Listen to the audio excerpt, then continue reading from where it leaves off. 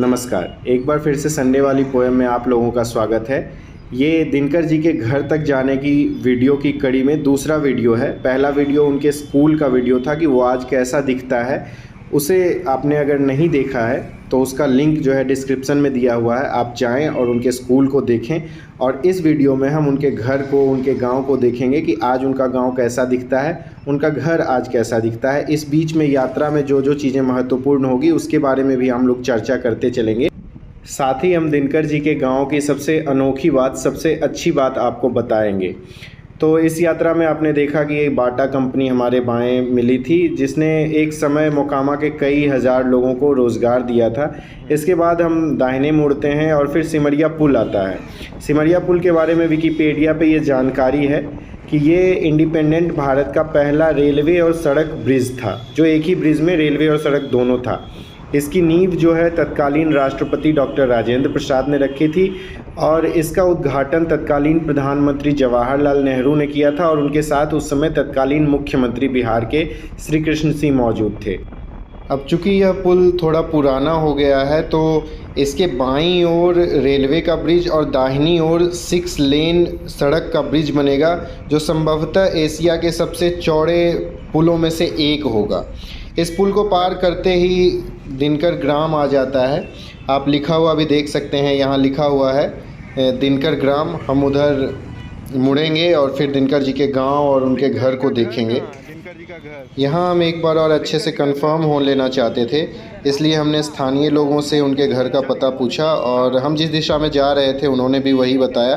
फिर हम आगे की ओर बढ़ते चले गए और करीब करीब 2 किलोमीटर चलने के बाद 1-2 रेलवे ट्रैक मिला था जिसे हमें पार करना पड़ा।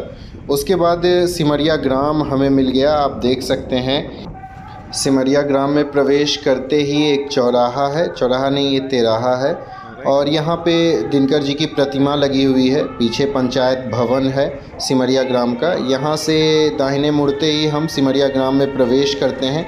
और अब हम दिखाएंगे जो एक बताए थे कि सबसे अच्छी बात है इस गांव की, सबसे अनोखी बात है, और वो ये है कि दिनकर जी की पंक्तियाँ यहाँ पर लगभग हर एक घर की दीवारों पर आपको लिखी हुई मिल जाएंगी। ये देखिए, आप देख सकते हैं कि हर एक घर पे दिनकर जी की कुछ न कुछ पंक्ति लिखी हुई है। एक आध ही घर कोई होगा जो छूटा हुआ हो, नहीं तो हर एक घर की दीवार पे आप दिनकर जी की पंक्तियाँ देख सकते हैं। इसके बाद हम आगे बढ़ते रहे उनके आवास की ओर। जब थोड़ी दूर और आगे बढ़े तो हमें ये दिखा कि दिनकर जी का आवास उस तरफ था। ये आप भी देख सकते हैं, इस ओर दिनकर आवास लिखा हुआ है। हम लोग इस तरफ बढ़े और बस थोड़ी ही दूर जाने पे हमें उनका घर दिखाई दिया। अब हम आपको दिखाएंगे कि उनका घर आज कैसा दिखता है। वहाँ पे दरअसल 2 घर थे और दोनों घरों के बारे में हम बताएंगे कि उनका कौन सा घर है, या फिर दोनों घर हैं तो कैसे, क्या विशेषता है, किस किस घर की क्या क्या। तो उस घर पे पहुंच के हम आपको दिखाते हैं। हम दिनकर जी के आवास पर पहुंच गए हैं। ये पुराना घर है जिन्हें उन्होंने खुद बनवाया था, और एक नया घर ही इसके तुरंत बगल में है जिसे उनके बेटों ने बनवाया है। ये जानकारी हमें दी उनके दिनकर जी के भाई के पोते ने, और उन्होंने ही बताया कि ये घर जो है उन्होंने खुद बनवाया था दिनकर जी ने, और ये वाला घर जो नया बना आप देखेंगे थोड़ी देर में, वो दिनकर जी के बेटों ने बनवाया है। आपको हम उनके रिश्तेदार से हुई बातचीत के अंश भी सुनवाएंगे। थोड़ी सी आवाज़ की क्लैरिटी हो सकता है ना हो, लेकिन आप सुनने की कोशिश कीजिए। वो ये नया घर है ना इनका? हाँ, नया घर। अपने के रिश्तेदार हखिन? हमार हखिन हम छोटका भाई के पोता हलिए। ओ, गाँव हम ही रहे। अकेले हखिन अपने अपने परिवार में? हमें पूरा परिवार। ओ, यहाँ की काव्य पाठर भी होगा कि कभी कभी? 23 सितंबर है, 24 अप्रैल के पुण्यतिथि मनाल जाए तब। ऐसे मतलब नहीं रेगुलर थे? नहीं रेगुलर।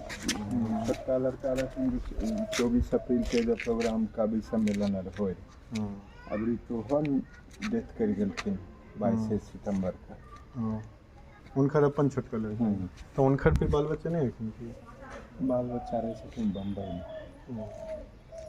तो मकान दोनों जगह बन से पटना, राजेंद्र नगर में और मछुआ टोली में। बड़का बेटा हमारे छोटका ये छोटके बेटा बनलखिन। वो वाला पुराना घर है वो पुराना अपना हाथ से बनलखिन दिनकर। ठीक है, तो बहुत बहुत धन्यवाद। इस तरह हमने दिनकर जी के नए और पुराने घर को देखा। नए घर में उनकी तस्वीरें, किताबें और उनके वस्त्रों को देखा जो अलमारी में रखी हुई थी। उसके बाद फिर हम अपने घर के लिए वापस लौट गए। वापस 0 माइल होते हुए लौटे। 0 माइल में चौराहे पे दिनकर जी की एक आदमकद प्रतिमा है, उसे नमस्कार किया और वापस हम लोग अपने घर आ गए। तो उम्मीद है आपको ये वीडियो पसंद आया होगा, दोनों वीडियो। और इस तरह की और वीडियोस देखना हो, चाहे आपको कविता या कहानियों में इंटरेस्ट हो, तो हमारे चैनल को सब्सक्राइब करके रखें, वीडियो को लाइक करें, अपने दोस्तों के साथ शेयर करें और हमारे साथ बने रहें। तब तक के लिए धन्यवाद।